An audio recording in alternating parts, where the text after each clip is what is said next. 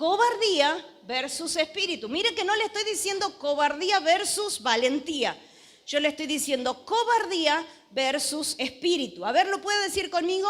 Cobardía versus espíritu. A ver, de nuevo. Cobardía versus espíritu. Muy bien. No sé, versus, ¿sí? O sea, es el contrario, a eso se refiere.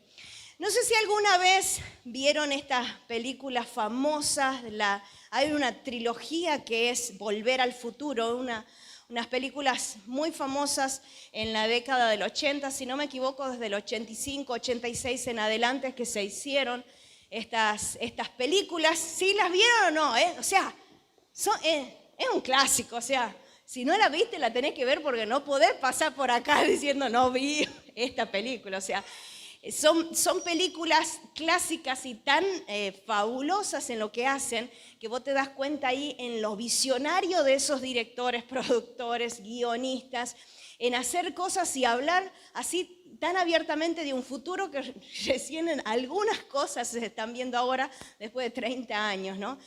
Son películas que están muy buenas. ¿A qué quiero puntuar eso? No le voy a contar la película, no le voy a hacer spoiler, al que no la vio vaya a verla.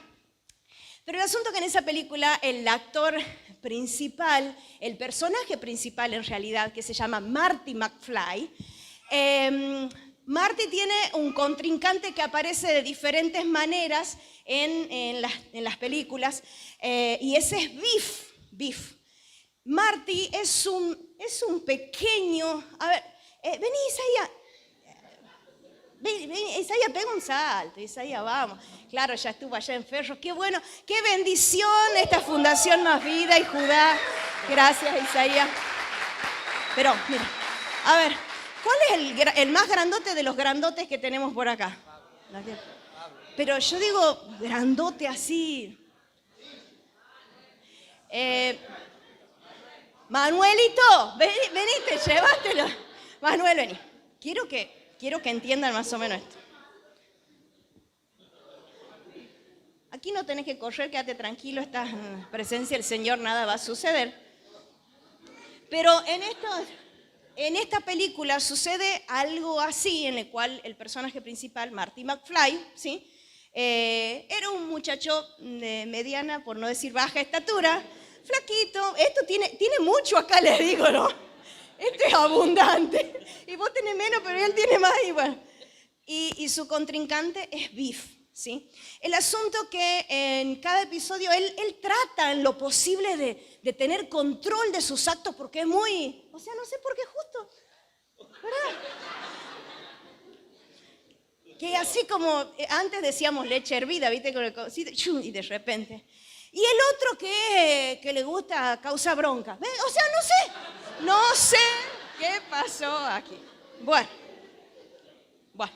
El asunto que este Marty McFly, cada vez que esté en un episodio ahí con su contrincante, trata de controlarse y de darse la vuelta y decir, no, esta vez no voy a pelear. Sin embargo, el otro que lo conoce cuál es su punto débil.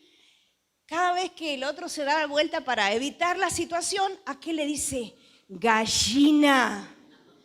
Eso es suficiente para que Marty no le importe nada y se vaya a las trompadas con Biff. ¿Sí? Sin importar las consecuencias, como le digo, lo que vaya a pasar, pero a él no le pueden decir gallina. ¿Sí? Muchas gracias, muchachos. Un aplauso para los muchachos. Muchas gracias.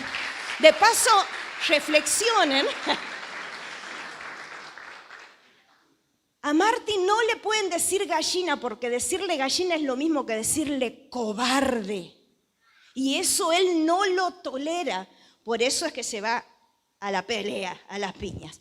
Vamos a leer en 2 de Timoteo, en la versión 1960, por favor, ya saben.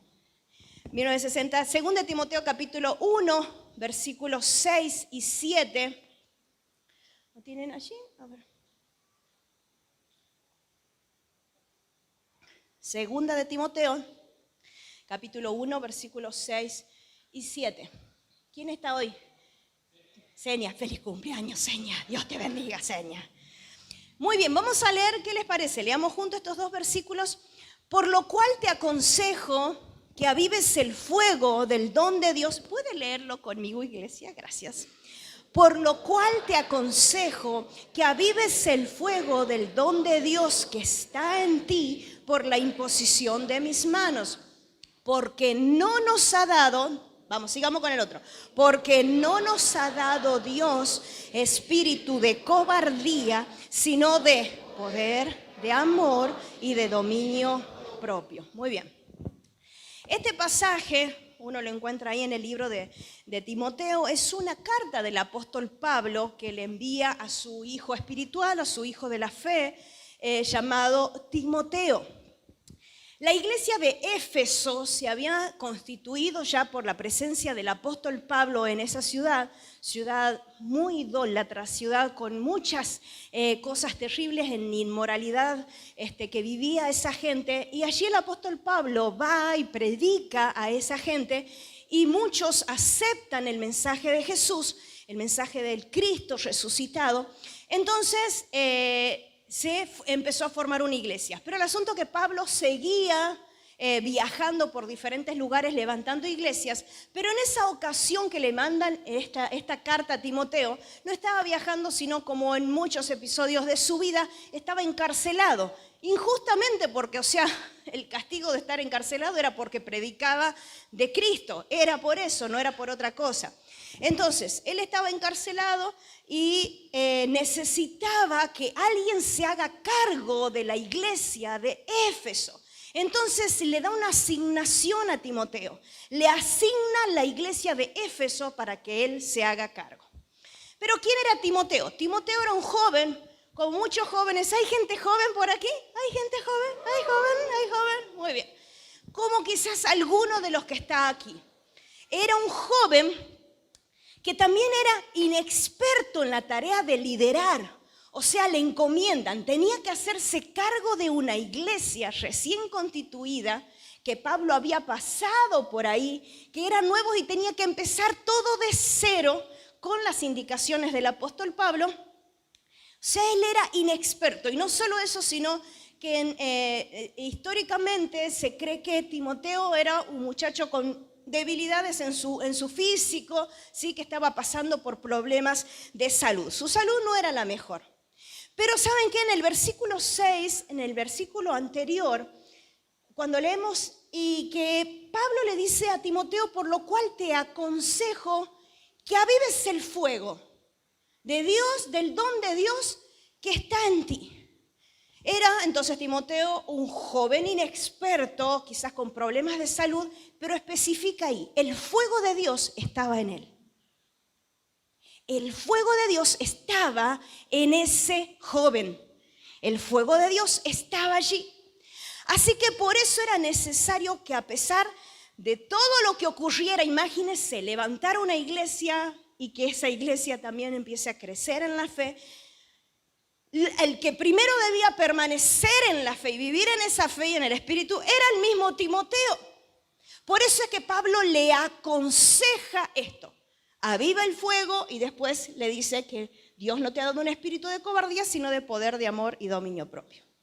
Atención a esto, no se lo tome como de pasada esa palabra del consejo, porque algo importante sucede cuando cada persona toma la determinación de permanecer firme en la palabra, de permanecer firme en la iglesia, de permanecer firme en el ministerio, de permanecer firme a lo que Dios le ha dado. Y una de esas cosas importantes para poder permanecer firme en lo que Dios te ha otorgado es recibir el consejo. Por eso es que le dice, te aconsejo esto. Necesitas permanecer, te aconsejo esto. Y Pablo le dice a Timoteo en el versículo 7.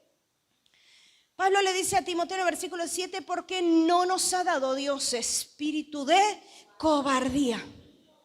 En otras palabras, Pablo le dice a Timoteo, de Dios no viene el espíritu de cobardía. No le pertenece a Dios y Dios no le otorga a nadie un espíritu de cobardía. En la Biblia vemos en muchas oportunidades que habla acerca de los dones, de los talentos y de cuántas cosas más que Dios otorga a su iglesia. Hace unos domingos atrás hablábamos de la armadura, de estar vestidos. Todas estas situaciones que Dios otorga a la iglesia. Pero el espíritu de cobardía no es de Dios. La cobardía no viene de Dios. Cobardía significa esto: ausencia, o sea que no hay valor, no hay determinación y no hay voluntad para actuar cuando es necesario. Eso es cobardía. Cuando es el momento de tomar una decisión, cuando es el momento de permanecer determinado y que nada me mueva, eso es cobardía, cuando no lo tengo.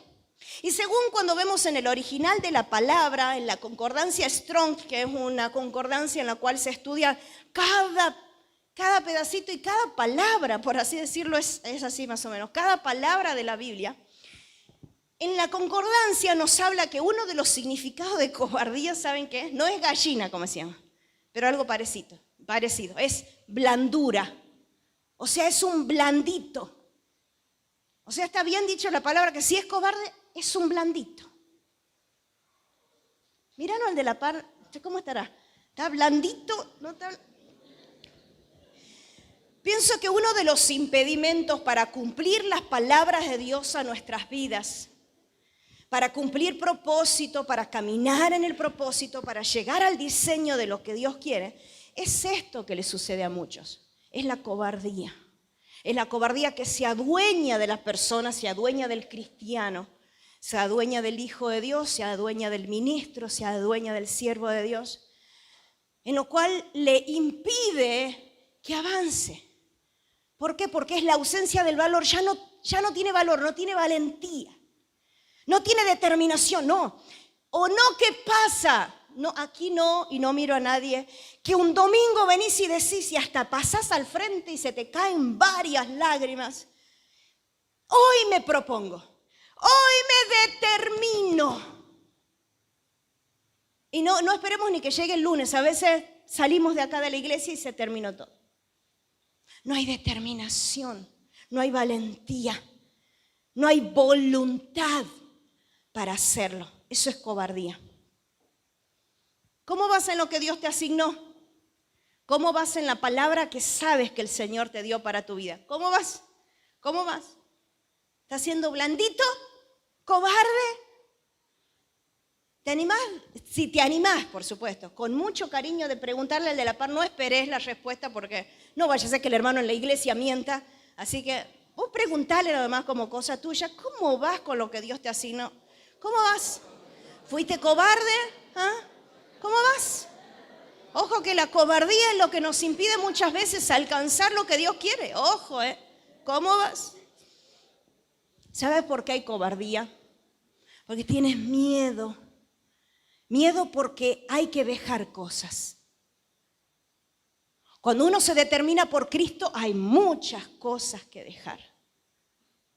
Entonces te da miedo que ya no vas a estar seguro en lo que parecía tu zona de confort, lo que estabas acostumbrado, lo que alcanzaste, a donde llegaste, el estatus donde llegaste. En todas las áreas hablo, ¿no?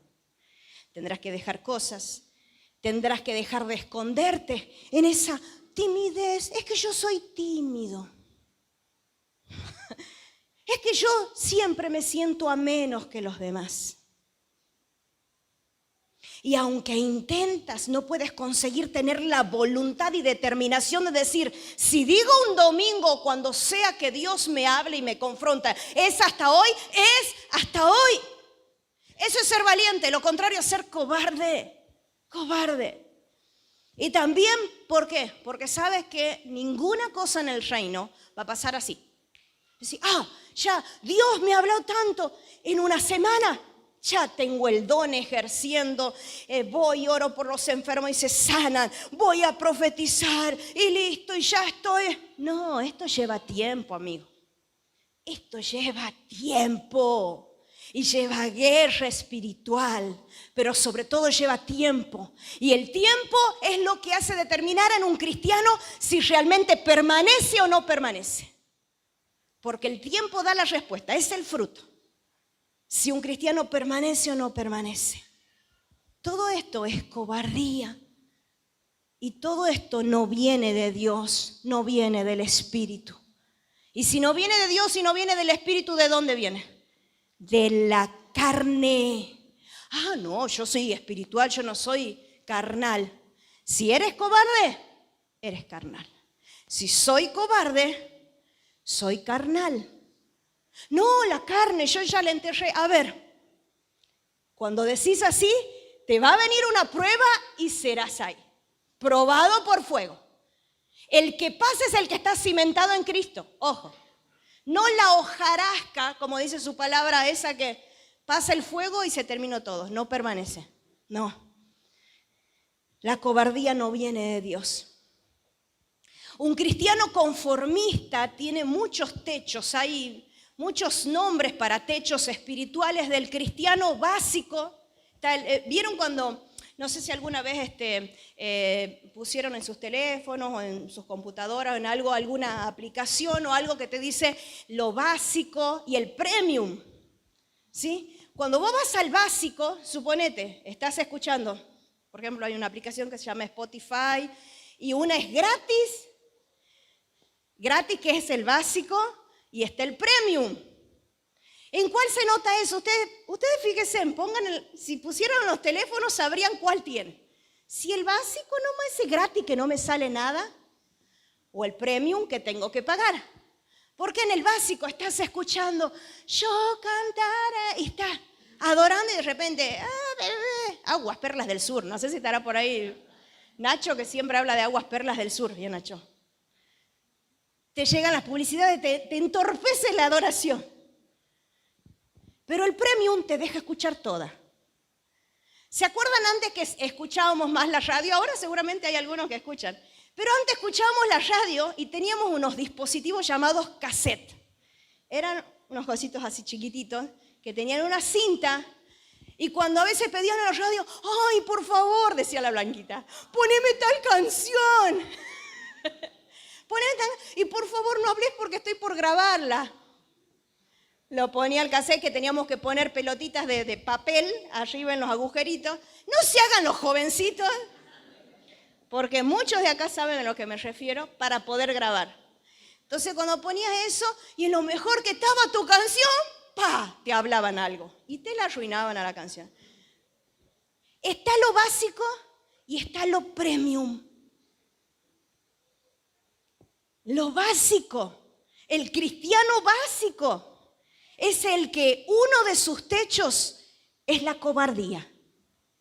¡Tatán! La cobardía. ¿Por qué? Porque no tiene suficiente vida en el espíritu. Estamos hablando, y vuelvo de vuelta, no es de Dios la cobardía. Si no es de Dios, si no es del espíritu, es de la carne. Es algo básico de la naturaleza humana. De la carne viene la cobardía, no es de Dios, no le pertenece a Él. Por eso el apóstol Pablo le dice a Timoteo, tienes el Espíritu Santo, acordate que tienes el Espíritu Santo que te fue impartido. Aviva ese fuego, avívalo. No esperes un domingo más para venir a la iglesia. No esperes un congreso más o alguien que de repente escuchaste una prédica y decís, ahí está el fuego. Es todos los días. Aviva para que no se apague ese fuego. Porque si se apaga ese fuego, tu carne y mi carne florecen y uno de los frutos de la carne es la cobardía. Y cuando hay cobardes no se hace lo que se tiene que hacer. El cobarde no hace lo que le ha sido encomendado, lo que le ha sido asignado. ¿Qué cosa te asignó el Señor? A ver, hagamos más cortito quizás el tiempo desde este año. Algunos la llevan colgando a la asignación hace 30 años, pero sin embargo esa cobardía ha sido siempre el techo, de manera que no pudiste crecer, no pudiste avanzar. Si sigues siendo cobarde es porque todavía se vive en la carne. Porque lo que Dios da con su espíritu es esto, lo que decimos aquí en el versículo 7. Dios no nos ha dado un espíritu de cobardía, sino de poder, de amor y de dominio propio. Los hijos de Dios tienen asignación.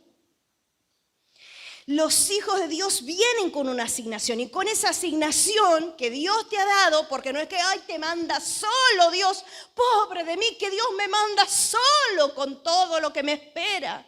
Yo cumpliré ser un mártir, que me apedreen. ¿Y es porque estoy solo? Dios te da una asignación, pero te da esto, poder, amor y dominio propio para poder cumplirla. Para que demuestres realmente que no eres un cristiano básico, sino uno premium. Uno que ya no vive en la cobardía de no hacer lo que tiene que hacer. Y uno es espíritu de poder, y espíritu de poder significa o está hablando acerca de la fuerza, de la capacidad para lograr algo. Entonces, ¿Dios te ha dado capacidades para lograr lo que tienes que alcanzar? Sí, sí te lo ha dado. Sí está en vos, el Señor te lo ha dado. Y ese poder es el que te prepara para la acción. Por ejemplo, para hacer guerra espiritual.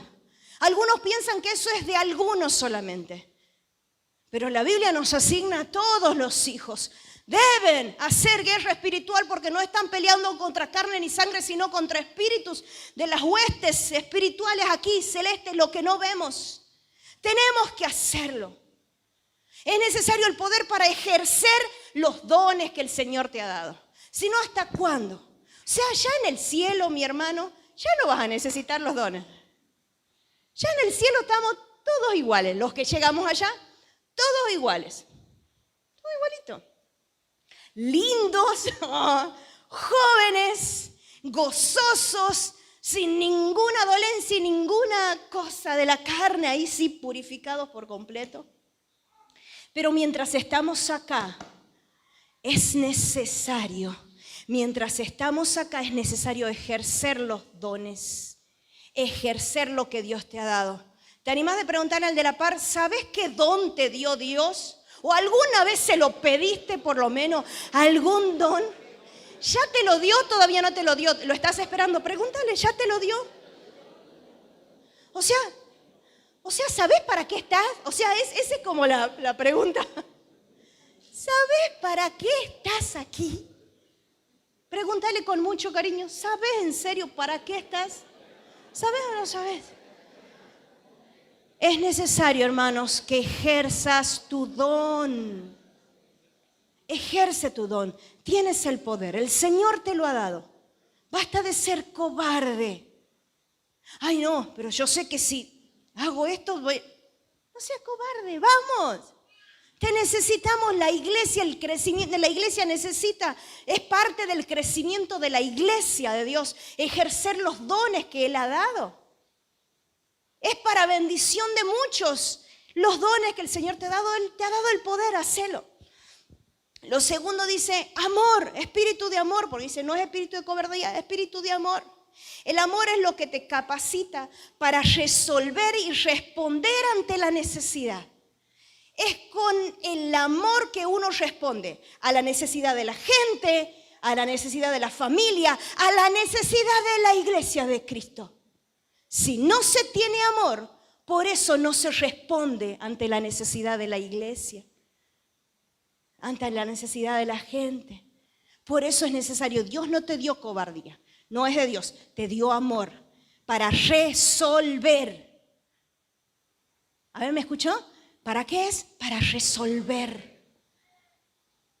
Tienes que ser parte de la solución, parte de la solución. Amén. Y el tercero dice espíritu de dominio propio. ¿Sí? ¿Sí o no? ¿Dice así o no? ¿Lo lee en la Biblia? ¿Tiene la misma Biblia? Dice dominio propio.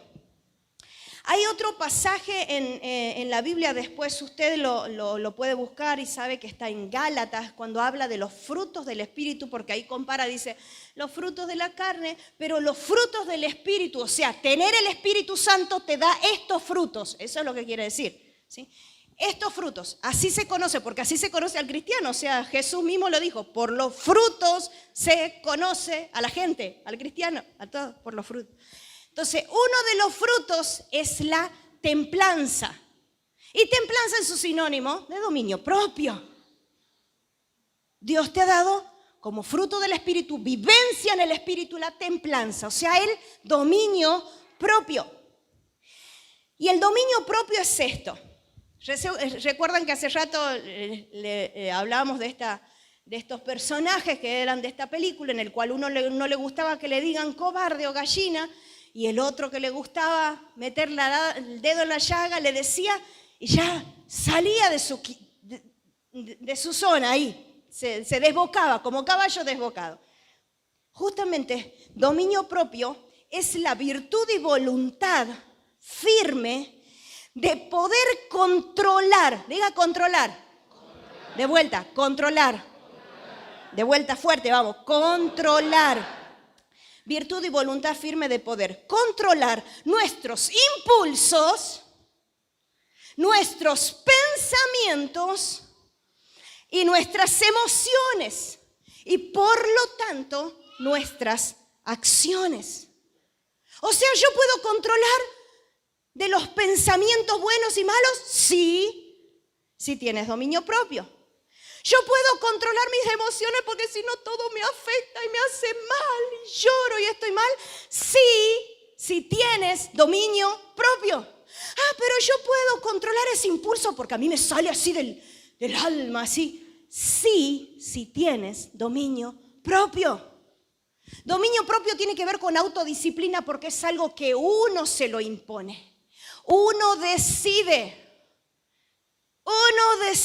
autodisciplina. Tiene que ver con una persona que es sana de mente. A mí me mató esas definiciones. Una persona con dominio propio es una persona que tiene su mente sana, porque controla lo que piensa. La persona que todo el tiempo está pensando mal no tiene dominio propio. Por lo tanto, su mente se enferma y piensa todo lo malo. Una persona de dominio propio es una persona corregible, enseñable. O sea, cuando se da un consejo, se escucha, se toma por práctica, se obra, enseñable. Tener dominio propio tiene que ver con tener una vida equilibrada. Muchas personas que conozco, que hablo o que comparto quizás o veo aquí en la iglesia, se ve tan claro a veces en el espíritu y a veces se lo he dicho a algunas personas, tus emociones y toda tu vida es como una montaña rusa, o sea, va y viene, va y viene. Por momento está en el valle tranquilo, por momento en el pozo, hundido en el fango y de repente sube a lo más alto y está en la gloria de Dios y de vuelta baja y sube y está así, no permanece estable, no es una persona estable porque no tiene dominio propio. No tiene dominio propio sobre todo su manera de ser. Eso es vida equilibrada. No permitir, para no tener dominio, o sea, tener dominio propio es no permitir que hayan excesos en nuestra vida. Los excesos, o sea, ir más allá, causan daño, causan un efecto contrario en nuestras vidas para mal. Como por ejemplo lo que es los vicios. Los vicios es los extremos, los excesos. No, si yo controlo este vicio no me controla a mí, yo lo controlo a él. Y no es así, esa es la gran mentira del vicioso. Los vicios, la violencia, ojo, ¿cómo andamos por ahí con la violencia? Grita poco, mucho, nada usted. ¿Y cómo hace? Vamos a ver si le tocó algún familiar cerca, eso, ahí no podemos disimular y decir, oh, no, ni un grito sale de mi boca. Todo es paz y amor. Todo es templanza. No. Ven para acá, niño. Hijo de Dios que te tuve en mi vientre. Ven para aquí. Por favor, te pido, no la hagas renegar a tu madre. Por favor. Hijo de tu madrecita que te ama. Cuando hay exceso, quizás un grito, después pasa ese famoso de cuando nos juntamos los hijos, cuando vamos creciendo y nos acordamos de los golpes que nos daban los padres, porque antes no había la crianza respetuosa. Nos daban semejante, y los padres que dicen, ¡ah! Yo nunca te toqué ni te tocaría. Ah, cómo van cayendo las vidas. ¿Por qué? Porque la violencia, primero, como todo exceso, empieza por una cosita así. Hasta que de repente ya no te puedo gritar y te largo con algo. ¿Cómo empiezan las cuestiones así en los matrimonios, especialmente en las parejas, cuando se ve que hay violencia de género de los dos lados? Ojo, ¿no? Yo no creo que es solo de un lado, no. De los dos lados. Una palabra, otra palabra, otra palabra, otra palabra, y está la cara de la persona, y como no le puedo dar a eso, le pego a la pared. Violencia. Y se va transformando en exceso hasta que ya la pared queda lejos y ya más cerca me quedó la cara del otro. Excesos, porque no hay dominio propio, no hay control. Violencia. La avaricia. Uno ve muchas veces en la Biblia, en muchas oportunidades, especialmente en el Antiguo Testamento, ve de situaciones en donde Dios dijo, miren, destruyan todo eso, pero no se queden con nada. Y sin embargo, los ojos avaros, podría tener esto también. Llevó a destrucción. La mentira. Ay, pero ahí lo tengo, si le digo la verdad lo voy a herir. El mentiroso se tapa atrás de eso. Si dice la verdad, miente. O sea, si dice la verdad, lastima. Entonces, mejor una mentira. Anda en exceso, seguí, no tenés control. La codicia. La codicia es un espíritu tan fuerte que uno lo ve desde Adán y Eva. O sea, la ves a la manzana tan jugosa y tan hermosa que Eva dice, ¿cómo puede ser que esto no pueda comer? Y viene la tentación, la serpiente, y le dice, mirá, o sea, también prueba. ¿Y ella qué hace? Prueba. Lo codició primero, lo miró con sus ojos lo desearon, porque así empieza la codicia. Los ojos codician, las pasiones desordenadas, los malos pensamientos. El no tener dominio propio te lleva a pecar. Porque si un día, como dijimos con cosas parecían cotidianas, un día doy un grito a alguien. No tengo dominio propio, al otro día va a ser un golpe, al otro día puede ser hasta la muerte de alguien. Te lleva a pecar. Un día codicio, pero cómo me gustaría tener ese vaso. Yo necesito, y todavía no sé si ustedes se acuerdan, pero yo conté de los vasos del mundial que tengo. Por lo tanto, un vaso así me sería, no se imaginan qué lindo que sería tener un vaso así. Y sigo teniendo esos vasos del mundial que me trajo de regalo mi esposo. Y la codicia, qué lindo. ¿Cómo necesito ese vaso? Y me lo llevo. No se da cuenta la Isabel, ya no se va a dar cuenta, si no se va a dar cuenta. Pero el asunto que me lo llevo, Dios sabe que yo lo necesitaba más que hay. Y la codicia me lleva a pecar. Todo lo que es en exceso, el dominio, cuando no hay dominio propio, me lleva a pecar. Y volviendo a la frase inicial del mensaje que les dije, cobardía versus espíritu, ¿sí? Eso fue lo que utilicé, cobardía versus espíritu. No dije cobardía versus valentía, sino cobardía versus espíritu. Porque aquí no estamos diciendo de que esa frase tan motivacional de sí, no digas que eres cobarde, eres valiente. Está bien, decile al que le tengas que decir, decíselo. Si le va a hacer bien, está bien. Pero no estoy hablando solo de frases motivadoras. Acá estoy hablando de algo superior. Acá estoy hablando de que la cobardía viene de la carne y no de vivir una vida en el espíritu. O sea, a ese grado. No me puedo jactar de decir, ay, soy cobarde, mejor no lo hago, Dios sabe. No cometas ese error de taparte ante algo que parece una palabra inocente. En la Biblia me habla que es un fruto de la carne. No pertenece a Dios, por lo tanto no pertenece al Espíritu. Por lo tanto, hermanos, aquí el apóstol Pablo le aconseja a su hijo de la fe que se llamaba Timoteo y a nosotros, los gentiles, que vivir en la cobardía es un producto de vivir en la carne. Todavía ser cobarde, tenemos que entenderlo. O sea, esto fue escrito hace miles de años atrás. Todavía es vigente. Ser cobarde. Ser cobarde es producto de la carne. Y más bien le dice, parafraseando entre los dos versos, permanece en Cristo, aviva el fuego, vive en el Espíritu y así vas a poder ejercer poder, amor y dominio propio. Amén. Hermanos, es una cuestión de que te caiga la ficha en el Espíritu. Aquí hablamos el mismo idioma, todos hablamos castellano, así que nos entendemos. ¿Me entiende lo que estoy diciendo? La cuestión es que lo entiendas en el Espíritu. Y para poder vencer esta situación, es necesario que podamos llevar una vida en el Espíritu, o sea, algo habitual de todos los días.